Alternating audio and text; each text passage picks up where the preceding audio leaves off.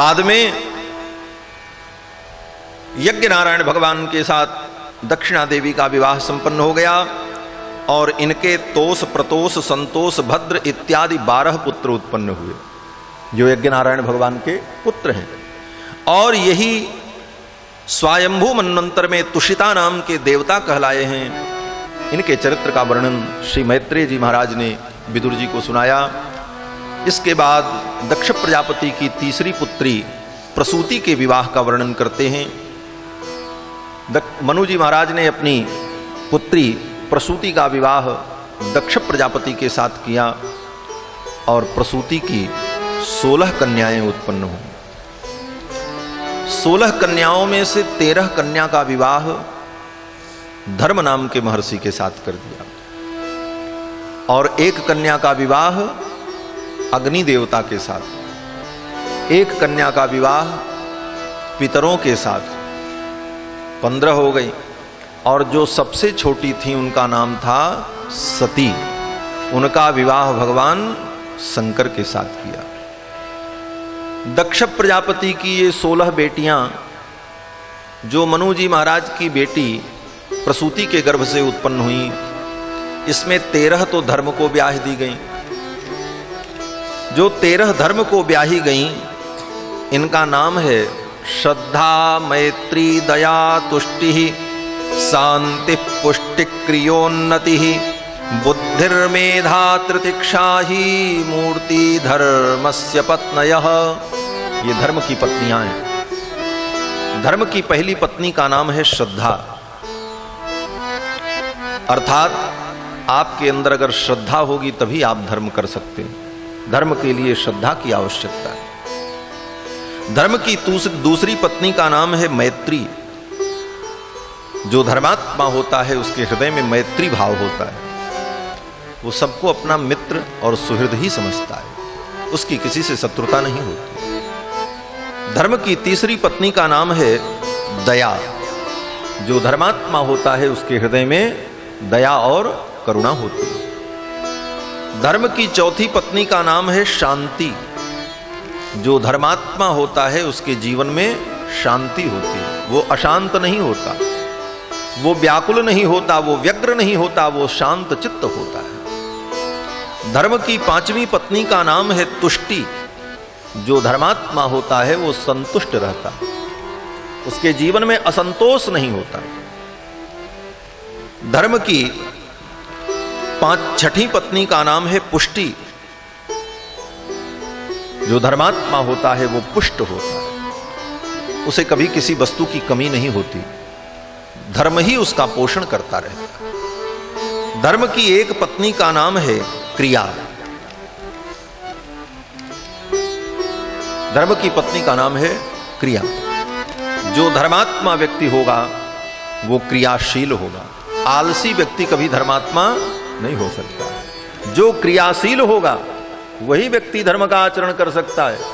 आलसी व्यक्ति जो 8 बजे तक सोए, 9 बजे तक सोए, फिर उठे, फिर टहले, फिर जाकर के लेट जाए, फिर उठे तब जाकर के मंजन करे, फिर नहाए, ऐसा करने वाला आलसी प्रमादी व्यक्ति कभी धर्म नहीं कर सकता। क्रियावान, जिसके जीवन में क्रियाशक्ति होगी, समय से सारा कार्य करेगा, वही धर्मात्मा होगा, क्योंकि धर्म की पत्नी का नाम क्रिया है। धर्म की 13 पत्नियां, एक का विवाह मनु जी ने अग्नि देवता के साथ किया, उसका नाम स्वाहा, और एक कन्या का विवाह पितरों के साथ किया, उनका नाम स्वधा, और सबसे छोटी कन्या जो दक्ष प्रजापति की थी उनका नाम था सती। सती का विवाह भगवान शंकर के साथ किया। इसी प्रसंग में श्री विदुर जी महाराज ने पूछा कि भगवान शंकर तो दक्ष प्रजापति के दामाद हुए,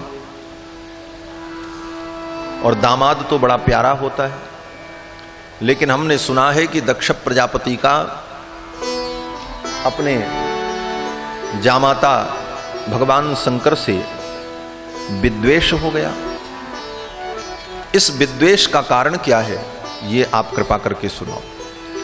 तो श्री मैत्रेय जी महाराज कहते हैं कि एक बार सभी प्रजापतियों का सम्मेलन हुआ और उस सम्मेलन में दक्ष प्रजापति को सर्वसम्मति से प्रजापतियों का अध्यक्ष नियुक्त कर दिया गया। दक्ष प्रजापति प्रजापतियों के अध्यक्ष हो गए।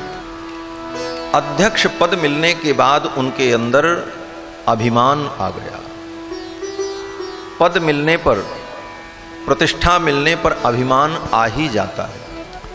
गोस्वामी तुलसीदास जी कहते हैं, नहीं को ऐसे जन जग माही, नहीं को ऐसे जन जग माही, प्रभुता पाही, प्रभुता पाही, जाय मर्द नाही, प्रभुता पाही, प्रभुता पाही, जाय मर्द नाही, नहीं को ऐसे जन जग माही, नहीं को ऐसे जन जग माही। दुनिया में कोई ऐसा व्यक्ति पैदा ही नहीं हुआ, नहीं को अस जन्मा जग माही, कि प्रभुता पाई जाहि मद नाई, जिसको प्रभुता मिलने के बाद अभिमान न आ जाए। अंतर केवल इतना होता है कि कुछ लोगों का अभिमान दिखाई पड़ता है और कुछ लोगों का नहीं दिखाई।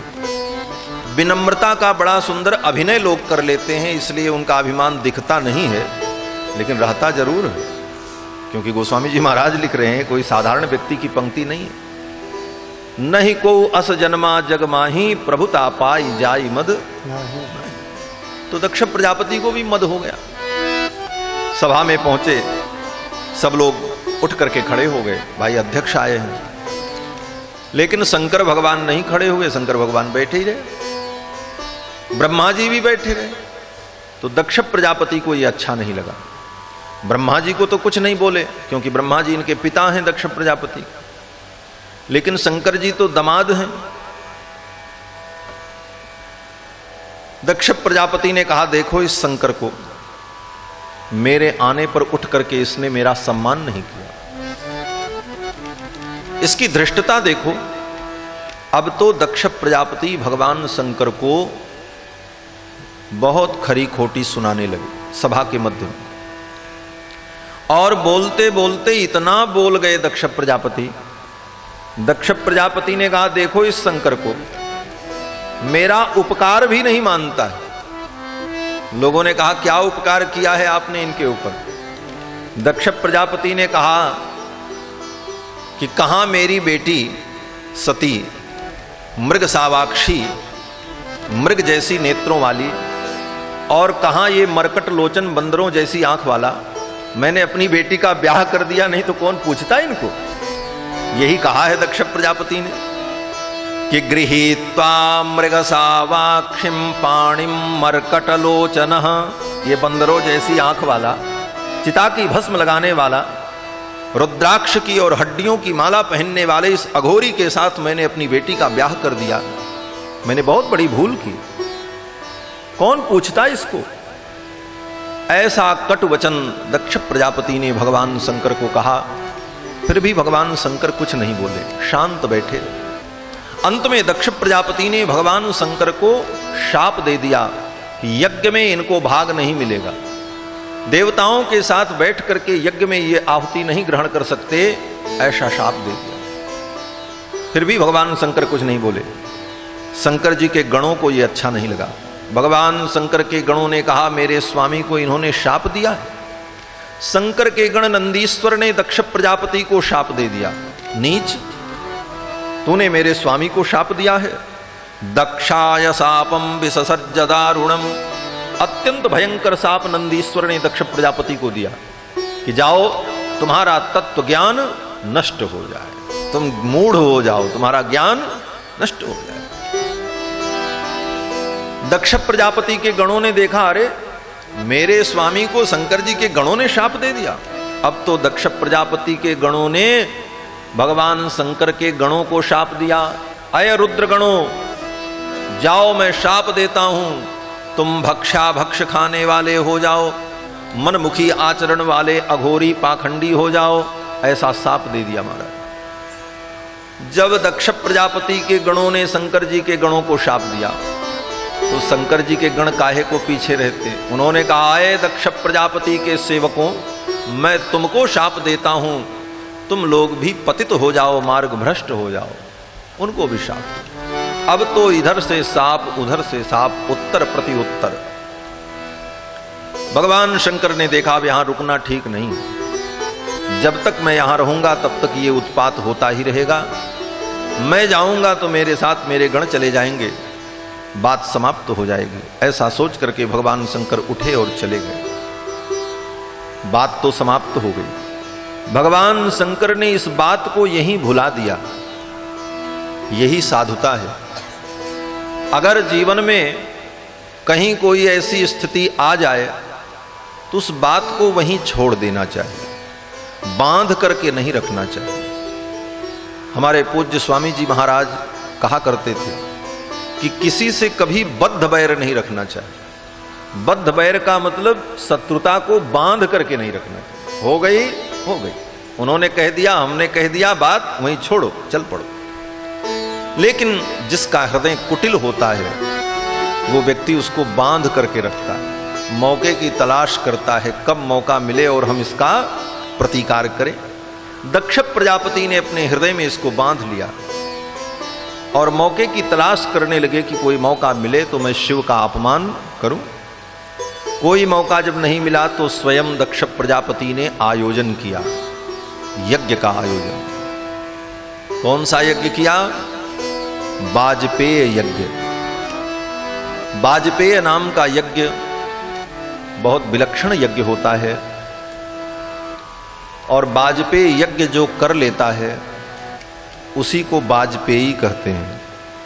वाजपेयेन इष्टवान इति वाजपेयी। जिसके पूर्वजों ने कभी वाजपेय यज्ञ किया था उनके वंश में आज भी परंपरा है, नाम के आगे सरनेम लिखते हैं वाजपेयी।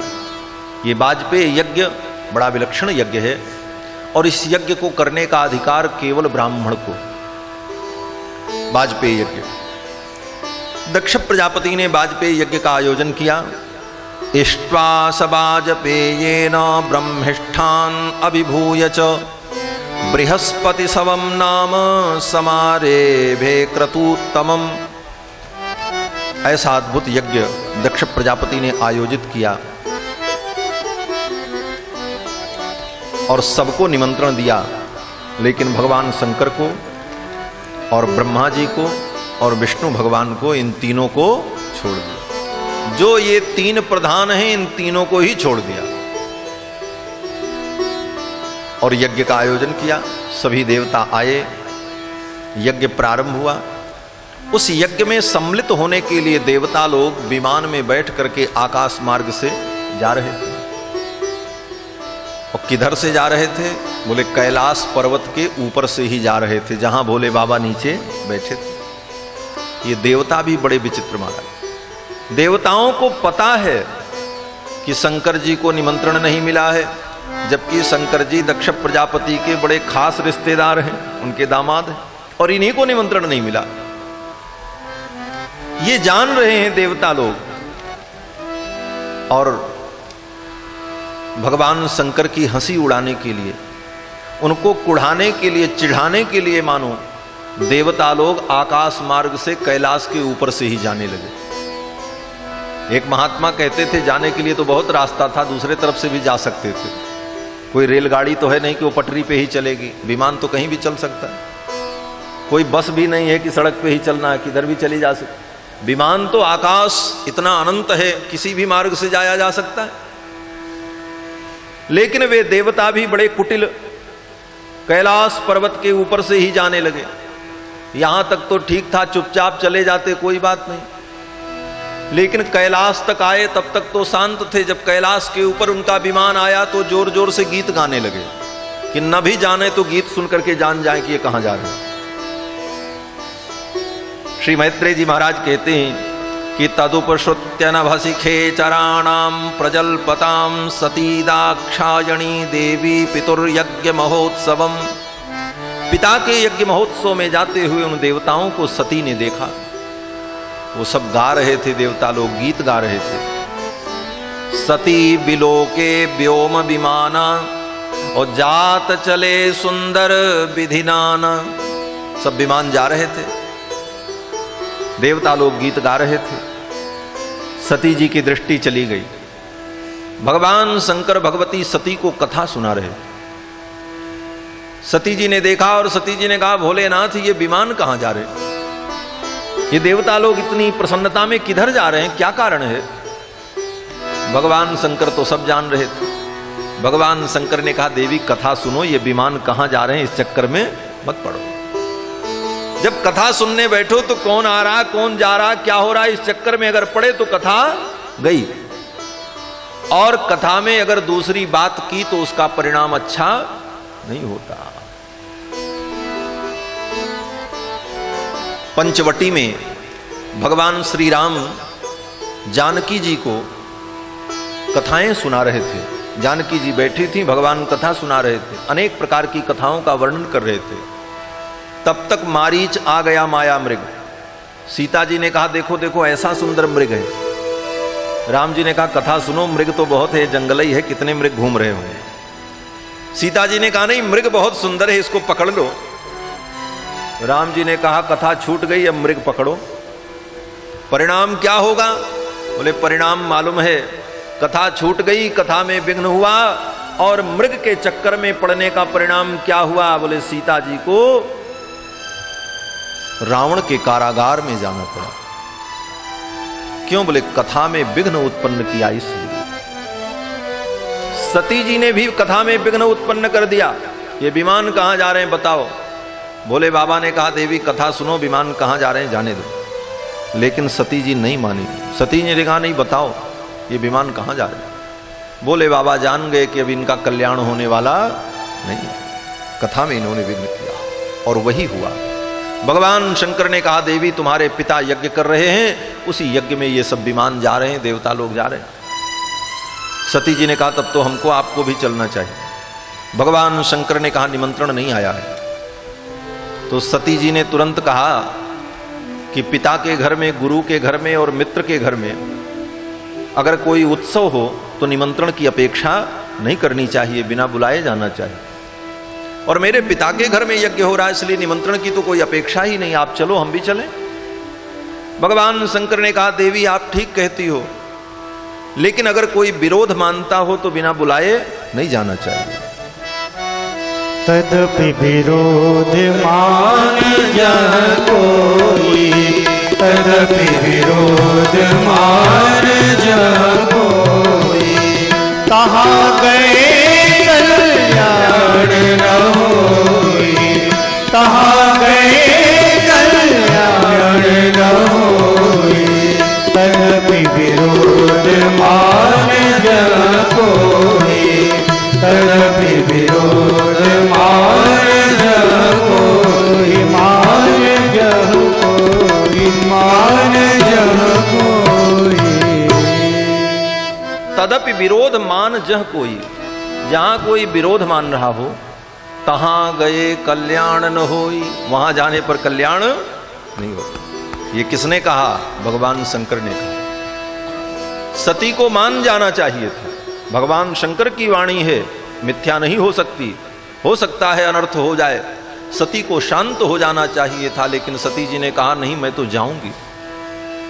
अब उनका मन न कथा में लगे न किसी काम में, कभी निकल करके बाहर जाती, कभी इधर जाती, कभी आकाश की ओर देखती, कभी उधर देखती। भगवान शंकर जान गए इनके अंदर उतावलापन पैदा हो गया है, अब इनको जाना ही चाहिए। अब तो ठाकुर जी की जो इच्छा होगी सोई होगा। भगवान शंकर ने कहा जाओ, मैं आपको रोकूंगा नहीं, लेकिन इतना सुन लो कि यदि ब्रजिष्यस्य हिताय मद बचो, मेरे वचन की अवहेलना करके आप जाओगी तो भद्रम भवत्यान ततो भविष्यति, आपका कल्याण नहीं होगा। भगवान शंकर ने कह दिया, लेकिन सती जी नहीं मानी, चल पड़ी। भगवान शंकर ने 2-4 गणों को साथ में भेज दिया सती जी पहुंची हैं, देखा यज्ञ को, सभी देवताओं के लिए स्थान था, भगवान शंकर के लिए कोई स्थान नहीं था। सती जी ने अपने पिता दक्ष प्रजापति से पूछा, पिताजी आपने सबको बुलाया, मेरे स्वामी को भी आप बुला लेते तो क्या बिगड़ जाता। इतना कहते ही तो दक्ष प्रजापति क्रोधित हो, उस अघोरी को, उस पाखंडी को मैं यज्ञ में बुलाऊंगा, चिता की भस्म लगाने वाला, हड्डियों की माला पहनने वाला। अरे वो अघोरी मेरे यज्ञ में आ जाएगा तो मेरा यज्ञ अपवित्र हो जाएगा। और तुमको किसने बुलाया था, तुम क्यों चली आई। अब तो सती जी बहुत दुखी हुई, इतना अपमान। अपने पिता को सती ने बहुत डांटा है। सती जी ने कहा कि मूढ़ मंदमति नंदित ते ही, अय मूढ़मती दक्ष, तू मेरे स्वामी की निंदा करता। ये भारतीय नारी का चरित्र है।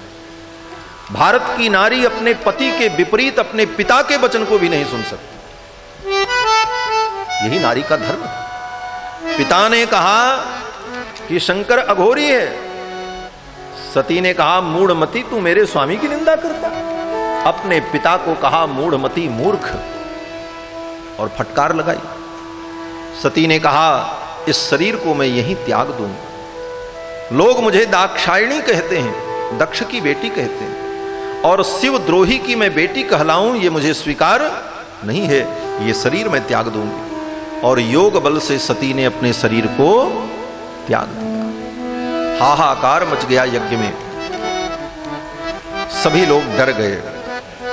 और श्री भृगु जी महाराज ने जो यज्ञ करा रहे थे, यज्ञ की रक्षा के लिए भृगु जी ने मंत्र पढ़ करके अपहता असुरा रक्षाम शिवे दिशदः, इस मंत्र का उच्चारण करके दक्षिणाग्नि कुंड में आहुति प्रदान की। 1000 रिभु नाम के देवता प्रकट हो गए, सैनिक प्रकट हो गए, और उन सैनिकों ने यज्ञ मंडप की रक्षा संभाल ली, चारों तरफ रक्षा के लिए खड़े हो गए। और इधर ये समाचार श्री नारद जी महाराज ने जाकर के भगवान शंकर को बता दिया। भवो भवान्या निधनम प्रजापतेर असत्कृताया अवगम्य नारदात। नारद जी पहुंचे और नारद जी ने सारा वृत्तांत बता दिया कि इस प्रकार से सती ने दुखी होकर के अपने शरीर को त्याग दिया। अब तो भगवान शंकर को क्रोध आ गया। भगवान शंकर ने अपनी जटा को ऐसे पकड़ा और ऐसे खींच करके उखाड़ ली। जटा को उखाड़ करके भगवान शंकर ने क्रोध में भूमि पर जब पटका तो उसी जटा के मध्य से एक भयंकर पुरुष प्रकट हुआ जिसका नाम वीरभद्र हुआ है। भगवान शिव के अंश वीरभद्र प्रकट हुए गर्जना करते हुए। बड़ा भयंकर उनका रूप, कराल दृष्टो ज्वलदग्निमूर्धज कपाल माली। उनकी शिखाओं से ज्वालाएं निकल रही थीं। गले में कपाल की माला पहने हुए, हाथ में त्रिशूल लिए हुए भगवान वीरभद्र प्रकट हो गए। और वीरभद्र ने भगवान शंकर को प्रणाम किया। तम किम करोमीति गृणन्तमाह बद्धांजलिम भगवान भूतनाथ। हे भूतनाथ, किम करोमी, मेरे लिए क्या आज्ञा है। इस प्रकार जब वीरभद्र ने पूछा तो भगवान शंकर ने कहा, दक्षम स यज्ञम जहिमद्भटानाम त्वमग्रणी रुद्रभटाम शको में। जाओ और जाकर के दक्ष प्रजापति को उसके यज्ञ के सहित समाप्त करो। ये कार्य अगर तुम कर दोगे तो मेरे गणों में तुम अग्रणी हो जाओगे, मेरे गणों के नेता हो जाओगे। अब तो महाराज वीरभद्र चल पड़े। उद्यम्य शूलम जगदंतकांतकम सप्राद्रवत घोषण भूषणांघ्रि। त्रिशूल लेकर के और अनेक शिव गणों को साथ में लेकर, नंदीश्वर को, चंडीश को, इन समस्त गणों को लेकर के वीरभद्र चल पड़े महाराज। यज्ञ मंडप के सन्निकट जब पहुंचे तूफान आ गया। यज्ञ की वेदिका पर रखे हुए जितने दर्भ थे, जितनी कुशाएं थी, सब उड़ उड़ करके इधर उधर गिरने लगे। जितने कलश रखे थे साहब धड़ाम धड़ाम अपने आप उड़ने लगे इधर उधर। अब तो भगदड़ मच गई, सब भागने लगे। और इन लोगों ने किया क्या, शंकर जी के गणों ने बोले, केचित प्रभंजो प्राग वंशम पत्नी सालाम तथा परे। यज्ञ मंडप के प्राग वंश को पकड़ करके खींचा और धड़ाम से पूरा मंडप नीचे आ गया। पत्नी के बैठने के लिए जो यज्ञ मंडप बना था, उस यज्ञ मंडप को भी ध्वस्त कर दिया। रुरुजुर यज्ञ पात्राणी, यज्ञ के जितने पात्र थे, श्रुक श्रुआ प्रोक्षणी प्रणीता इत्यादि सारे पात्रों को उठा करके तोड़ तोड़ करके शंकर जी के गणों ने यज्ञ कुंड में डाल दिया। यज्ञ कुंड में जो अग्नि प्रज्वलित थी, उस अग्नि को भी बुझा दिया। कैसे बुझाया? पानी डाल करके नहीं बुझाया। कुंडे स्वमूत्रयन केचित, भगवान शंकर के गणों ने उस कुंड में मूत्र का विसर्जन कर दिया, कुंड की अग्नि को भी शांत कर दिया। अब तो महाराज देवता लोग, ब्राह्मण लोग सब भागने लगे, लेकिन कोई भाग नहीं पाए। क्यों? बोले सब अभागे थे, आज सबका दुर्भाग्य आ गया था। भगवान शंकर के गणों ने पकड़ लिया और सबकी पिटाई धुनाई शुरू कर दी। किसको किसने पकड़ा? मैत्रेय जी महाराज कहते हैं, भृगुम बबंध मणिमान वीरभद्र प्रजापतिम। यज्ञ कराने वाले जो भृगु जी महाराज थे, उनको मणिमान ने पकड़ लिया। भृगुम बबंध मणिमान वीरभद्र प्रजापतिम। यज्ञ के जजमान दक्ष प्रजापति को वीरभद्र ने पकड़ लिया। चंडीश पूषणम देवम, पूषा नाम के जो देवता थे, उनको चंडीश ने पकड़ लिया। भगम नंदीश्वरो गृहीत, भग नाम के जो देवता थे, उनको नंदीश्वर ने पकड़ लिया और सबकी पिटाई की। महाराज भृगु जी महाराज जो यज्ञ के आचार्य थे, उनकी दाढ़ी और मूछ को नोच लिया। भृगुर्लुंचे, उनकी दाढ़ी मूछ को नोच लिया। पूषा नाम के जो देवता थे, उनका दांत बड़ा सुंदर था। चंडीस ने कहा, तुम्हारे दांत बड़े सुंदर हैं, आज मैं तुमको वेदांती बना देता हूं। एक मुष्टिका का प्रहार किया, धड़ाम से 3200 दांत टूट करके पेट के अंदर चले गए। भग नाम के जो देवता थे, उनकी आंखें बड़ी सुंदर थी। नंदीश्वर ने कहा, तुम्हारी आंखें बड़ी सुंदर हैं, और जब सती दुखी होकर के रो रही थी और अपने प्राणों का त्याग कर रही थी, तो तुम आंख चमका रहे थे, आंख दिखा रहे थे, मैं तुम्हारी आंख फोड़ दूंगा। नंदीश्वर ने दोनों उंगलियां डाल दी आंख में, सूरदास बना दिया। वीरभद्र जी ने दक्ष प्रजापति को पकड़ा और पकड़ करके उसी यज्ञ मंडप में पटका और पटक करके छाती पर चढ़ गए। आक्रम्योरसि दक्षस्य सितधारेण हेतिना, यज्ञ मंडप में ही दक्ष प्रजापति को पटक करके वीरभद्र छाती पर चढ़ गए और धारदार हथियार लेकर के दक्ष प्रजापति का गला काटने लगे। श्री मैत्रेय जी महाराज कहते हैं कि दक्ष प्रजापति का शरीर इतना मजबूत था कि काटते काटते वीरभद्र थक गए, थोड़ा भी नहीं कटा। तब वीरभद्र ने सोचा, अब क्या करें, ये तो ऐसे मरेंगे नहीं, इनका तो शरीर कट ही नहीं रहा तलवार से, धार से। तब वीरभद्र ने दक्ष प्रजापति को उठाया, एक हाथ से उनका धड़ पकड़ा, एक हाथ से सिर पकड़ा और सिर को ऐसे ऐसे घुमाना शुरू किया, जैसे मूली के पत्ते को ऐसे घुमा करके ऐंठ करके तोड़ दिया जाता है, उसी प्रकार दक्ष प्रजापति के सिर को घुमा करके वीरभद्र ने तोड़ करके अलग कर दिया और उठा करके कुंड में डाल दिया। ओम अग्नये सुष्टकृते स्वाहा इदम अग्नये सुष्टकृते नमः।